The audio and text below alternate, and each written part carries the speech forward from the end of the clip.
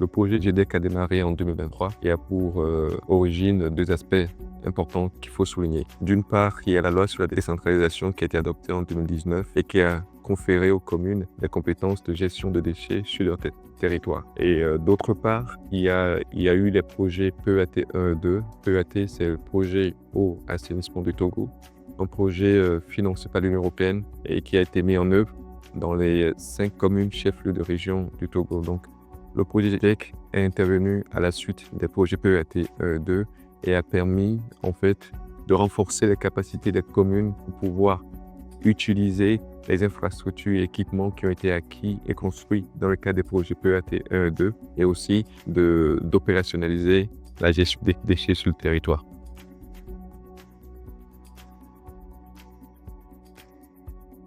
Les 5 communes chefs-lieux de région du Togo ont été choisies, d'une part, pour pouvoir assurer une couverture complète du territoire. Donc, nous avons choisi les 5 régions autres que Lomé, aussi parce que la commune de Lomé a un projet qui l'accompagne aussi dans le cadre de la gestion des déchets, qui est le projet PEUL, financé par l'Agence française de développement. GDEC vient un peu en complément de ce qui est déjà fait à Lomé et vise comme objectif une couverture nationale et travailler aussi avec les régions permet d'assurer aussi une synergie à l'intérieur de chaque région. On s'imagine que quand on va opérationnaliser et faire bien fonctionner la gestion des déchets dans les communes chefs-lieux de région, cela pourra être diffusé par la suite dans chacune des régions par un principe de synergie et aussi d'intercommunalité qui peuvent être réalisés à l'intérieur de chaque région.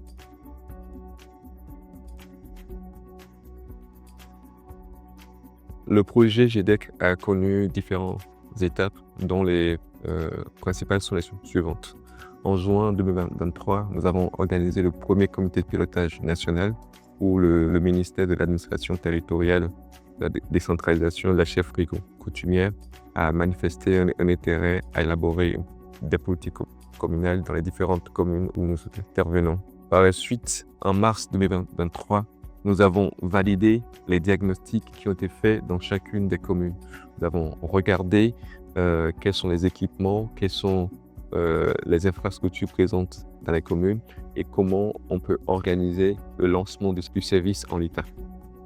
Puis en juin 2024, nous avons réussi à lancer le service de gestion de déchets sur chacun des territoires dans un mode transitoire parce que c'est un mode provisoire en attendant de disposer d'une politique communale de gestion de déchets. Les premières politiques communales de gestion de déchets sont arrivées à maturité et ont pu être validées et adoptées en conseil communal à partir de novembre 2024, dont notamment celle de COSA 1.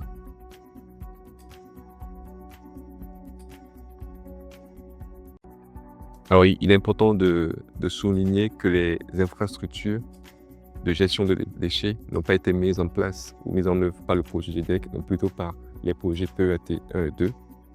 Et notamment, quand on prend le volet gestion de déchets solides. Comme infrastructure, nous avons d'abord des centres de regroupement intermédiaires. C'est-à-dire, quand je prends un ménage et qu'on a une précollecte de déchets dans le ménage, ces déchets sont regroupés dans un lot de quartiers dans ce qu'on appelle des centres de regroupement intermédiaires. Ce sont des centres où on a mis des bennes qui recueillent ces différents déchets.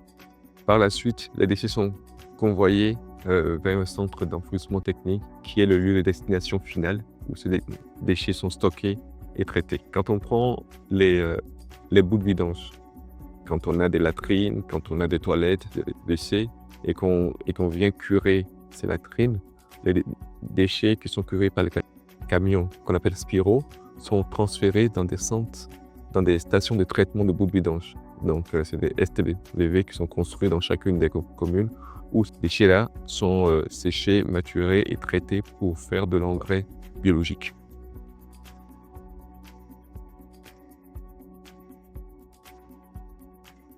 La particularité que nous avons voulu appliquer dans le cadre de l'élaboration des politiques communales, c'est vraiment de travailler dans une optique de co-construction. Pour nous, il n'était pas que question de prendre un modèle de politique communale qui, quand bien même aurait fonctionné par ailleurs et de venir l'appliquer dans les différents territoires que nous avons. Nous pensons vraiment que chaque territoire, chaque commune a des spécificités qui lui sont propres et cela doit être décliné à l'aune d'une politique communale qui lui est propre, qui est adaptée à ses besoins et à sa vision. C'est pour cela que nous avons organisé différents ateliers dans les comités de pilotage locaux des communes. Et j'insiste aussi sur le fait que les comités de pilotage locaux dans les communes regroupent à la fois les acteurs de la commune, donc les agents communaux, regroupent aussi tous les services déconcentrés qui travaillent sur le territoire de la commune, mais aussi les associations qui ont un lien plus ou moins direct avec la gestion des déchets. Donc, nous avons vraiment voulu avoir un cadre de concertation assez élargi pour traiter de la question des déchets avec les différents acteurs de chaque commune. Et l'objectif était aussi que les communes puissent évoquer leur vision par rapport à la gestion des déchets et également leurs priorités. Et c'est tout ça qui a été pris en compte avec les bonnes pratiques que nous avons pu mettre en place par ailleurs pour aboutir à un document de politique communale de gestion des déchets. Et le document lui-même est séparé en 3 étapes. La première étape, c'est vraiment le rappel du contexte et du cadre réglementaire national en matière de gestion de déchets. La seconde étape, c'est vraiment le schéma directeur, c'est-à-dire les objectifs que se fixe la commune. On a essayé de travailler sur un modèle avec un objectif sur 10 ans, en se disant qu'on part aujourd'hui en 2025 avec les infrastructures qu'on a, les équipements qu'on a. On essaie d'opérationnaliser la gestion des déchets dans le centre urbain de chaque commune et on se fixe différents jalons, 2027, 2030 et 2035. Et l'objectif, c'est d'arriver en 2035 à une couverture de la majeure partie du territoire de la commune. Nous visons un pourcentage de 85-90% du territoire de chaque commune où les déchets sont collectés et traités d'ici 2035.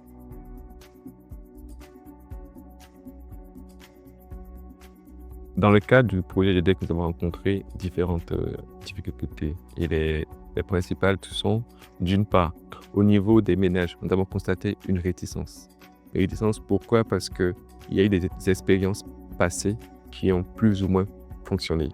Et quand on revient avec le nouveau dispositif que nous mettons en place, la population a souvenir de ce qui n'a pas fonctionné et du coup est très résistante à adhérer à ce que nous proposons. Il y a aussi la question du coût du service. Il faut dire qu'avec les expériences qui ont plus ou moins fonctionné, des fois, les déchets étaient collectés et jetés dans une rigole à côté, jetés sur un site de dépotoir sauvage.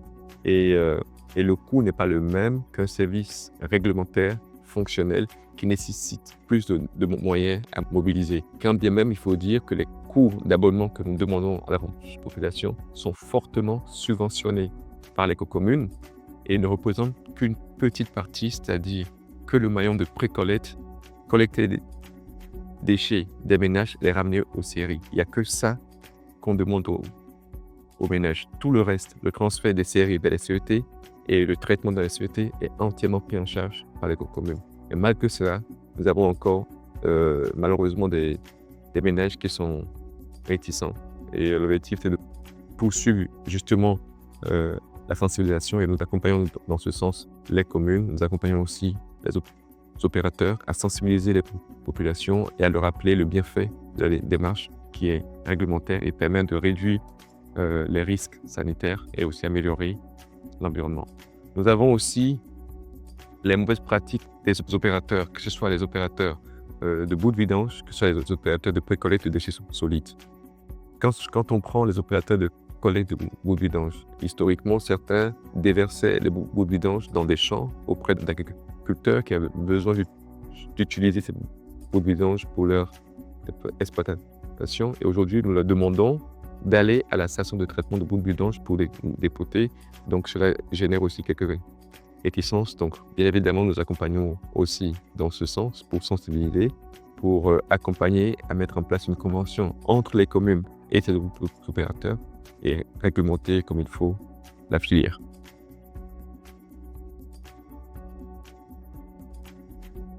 La réussite du projet, effectivement, repose sur une bonne collaboration entre nous, équipe de projet, mais aussi le ministère qui est la tutelle du projet, mais aussi les différentes communes de mise en œuvre. Et pour cela, Nous avons comme cadre de concertation et d'orientation les comités de pilotage et comités techniques nationaux qui sont présidés par le ministère de l'administration territoriale, de la décentralisation des coutumières et auxquels participent également 6 autres ministères sectoriels.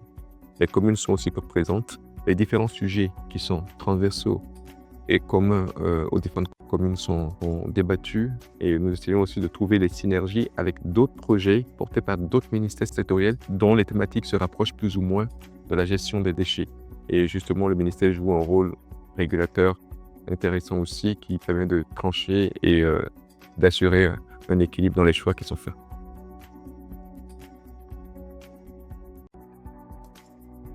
Toute la démarche du projet qui est d'accompagner les communes à opérationnaliser le service de gestion des déchets, si cela n'est pas amené à être pérennisé, ce serait vraiment un coup d'épée dans l'eau, ce seraient des efforts qui seraient devenus vains dans les prochaines années. Donc nous mettons vraiment un point d'honneur à ce que tout ce qui est fait actuellement soit pérennisé au niveau de chaque commune. Et pour cela, nous travaillons sur 2 volets. Le service de gestion des déchets, notamment décliné via une politique communale, repose sur 2 aspects. Il y a un aspect investissement et un aspect exploitation. Sur le dernier volet, l'exploitation, cela est du ressort des communes. Les communes doivent, et nous les accompagnons dans ce sens, doivent mobiliser les moyens à la fois financiers et aussi humains pour pouvoir assurer la gestion de la filière. Il faut, dès les budgets annuels de la commune, prévoir ce qu'il faut pour assurer le fonctionnement de la filière assainissement. Il faut aussi recruter, former et monter en compétence les hommes qui vont faire fonctionner cette filière. Au niveau de l'investissement, comme je l'ai rappelé tout à l'heure, nous avons différents jalons que nous essayons de mettre en place d'ici 2035 pour pouvoir assurer le fonctionnement global et correct de la gestion des déchets dans chaque territoire. Et pour cela, cela nécessite de l'investissement, cela nécessite la construction de nouveaux équipements, cela nécessite l'extension de nouveaux équipements, cela nécessite des études, cela nécessite la construction de la latrine, différentes choses. Et sur ces coûts-là, nous sommes bien conscients que les capacités de la commune ne pourraient pas suffire pour absorber cela. Donc nous travaillons aussi avec elle pour rechercher du financement à la fois au niveau des partenaires techniques et financiers qui sont dans le pays, qui travaillent avec l'État et les différentes communes. Et nous travaillons aussi sur des principes de jumelage que les communes pourraient avoir avec d'autres communes qui pourraient les appuyer à la fois en termes de partage de connaissances et d'expérience, mais aussi en termes de moyens financiers aussi pour pouvoir absorber ce besoin d'investissement.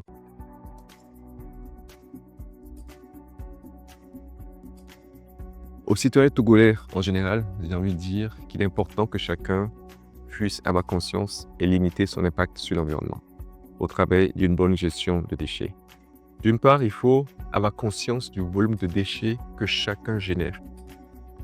Chacun de nous génère un volume considérable de déchets. Et en avoir conscience, c'est aussi dans les gestes de tous les jours, faire des choix qui limitent ce volume de déchets. Et là, j'ai en tête 2 choses. D'une part, le volume de sachets plastiques qui sont utilisés. Chacun peut en avoir conscience et limiter l'usage de nouveaux sachets plastiques.